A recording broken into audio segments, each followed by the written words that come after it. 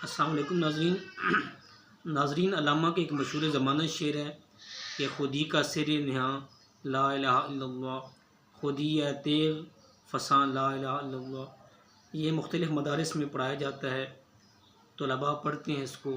Social media पे भी ये शेर अक्सर ज़ीनत बना होता है।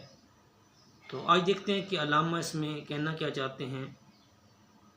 नाज़रीन, अल्लामा की अगर शायरी को देखा जाए तो अल्लामा की शायरी का जो मरकज़ी नुक्ता है, जो सेंट्रल पॉइंट है, वो खुद ही है, जिसे हम इंग्लिश में सेल्फ़ या सेल्फ़ रिकॉग्निशन कहते हैं।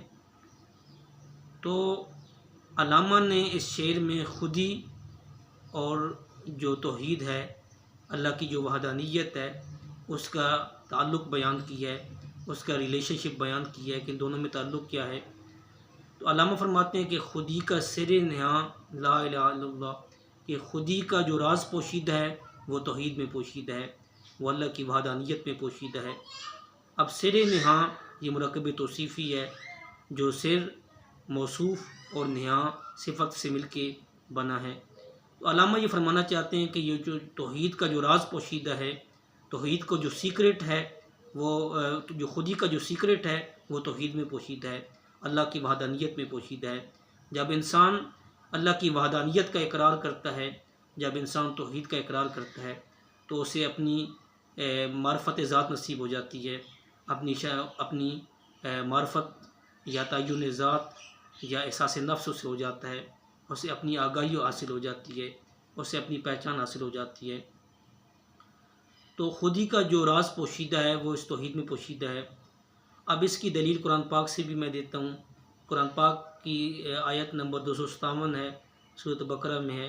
अल्लाह पाक फरमाता है कि अल्लाहु वलियुल्लज़ीना आमनू युखरिजुहुम मिनज़्ज़ुलुमात इलन-नूर, जिसका ये मफ़हूम है कि अल्लाह मोमिनों का दोस्त है जो उन्हें तारीकियों से निकाल के रोशनी की तरफ लाता है, यानी उनको कुफ्र व दलालत और बातिल रस्तों से निकाल कर रोशनी की तरफ यानी नूर ईमान की तरफ लाता है, हदायत के रास्ते की तरफ लाता है।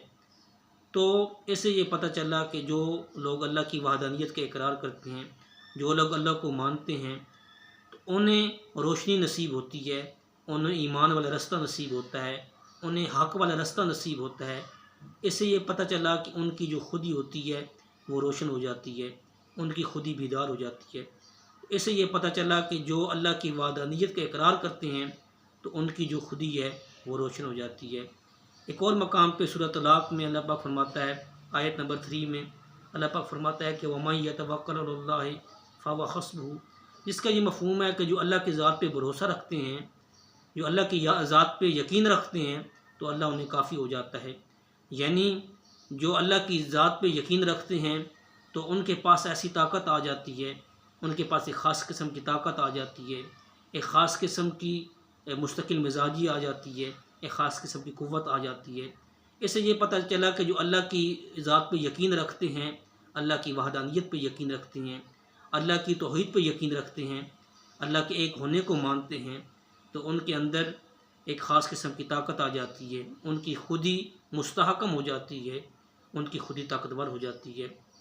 एक और मकाम पे अल्लाह पाक फरमाता है, सूरह रात की आयत नंबर 28 है, अल्लाह पाक फरमाता है कि अला बिज़िक्रिल्लाहि तत्मइन्नुल क़ुलूब, जिसका ये मफ़हूम है कि ख़बरदार सुन लो, जो कि अल्लाह के ज़िक्र से ही दिलों को इत्मीनान मिलता है, अल्लाह के ज़िक्र से ही तमानियत मिलती है, अल्लाह के ज़िक्र से ही दिल बेचैन जो दिल होते हैं वो सुकून पाते हैं। इससे ये पता चला कि जो लोग अल्लाह की वहदानियत का इकरार करते हैं, जो लोग तौहीद के कायल होते हैं, तो वो पुरसकून होते हैं, यानी उनकी जो रूह होती है उन्हें उसे सुकून मिलता है, उनकी खुदी को सुकून मिलता है, उनकी खुदी को तमानियत मिलती है। तो इससे ये पता चला कि जो खुदी है उसका ताल्लुक़ तौहीद के साथ है, जो खुदी है उसका जो ताल्लुक़ है वो अल्लाह की वहदानियत के साथ है। जो लोग अल्लाह की तौहीद के कायल होते हैं तो उनकी खुदी मुस्तहकम होती है, उनकी खुदी मजबूत होती है और उनकी खुदी बेदार होती है। दूसरे मिसरे में अल्लामा फरमाते हैं, खुदी है तेग फसां ला इलाहा इल्लल्लाह, कि खुदी को अगर आप तलवार कंसिडर करो, खुदी अगर बमंज़िलहु तेग हो, तलवार हो, तो इसका जो फसां है, फसां कहते हैं उस पत्थर को जिस पे कोई तलवार या कोई छुरी या कोई आला तेज़ किया जाता है। यानी अगर खुदी को आप तलवार कंसिडर करो तो इस तलवार को तेज़ करने वाला जो आला है वो तौहीद है। अब आप देखें कि अगर एक छुरी है वो तेज़ नहीं है तो वो काटने का अमल परफॉर्म नहीं कर सकती, वो अपनी सिफत खो बैठी है, उसका जो एक्शन है वो एक्शन परफॉर्म नहीं कर रही, तो वो छुरी बेकार है। तो इससे ये पता चला कि अगर तलवार तेज़ ना हो तो वो अपना काम परफॉर्म नहीं कर सकती। तो खुद ही एक तलवार अगर हो तो उस तलवार की जो फसा है वो तौहीद है। इससे ये पता चला कि खुदी का तो बहुत गहरा ताल्लुक़ है तौहीद के साथ।